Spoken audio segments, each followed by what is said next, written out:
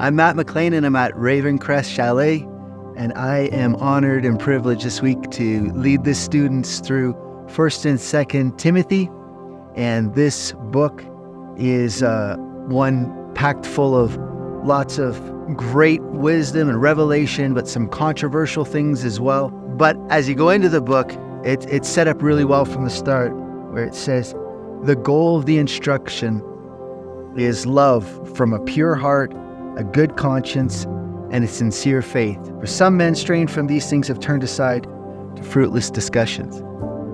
Love is the goal of the instruction. Love is what is to be motivating us in everything that we say and everything that we do, and all the tough things that need to get tackled. And Paul is speaking to Timothy as Timothy is in Ephesus and reminding him, let love be the goal of the instruction. And we know this is the greatest commandment. Love the Lord your God with all your heart, mind, soul, and strength. And love your neighbor as yourself.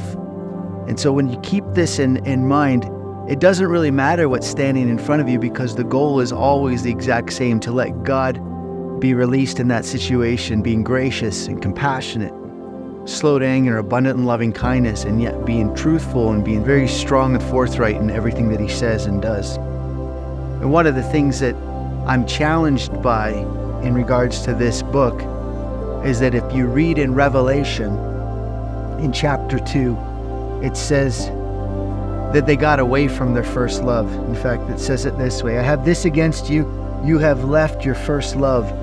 They were really good at catching the false teachers. They were really good at just persevering, and they wouldn't tolerate evil men, but yet somehow, some way, they got away from the goal of the instruction.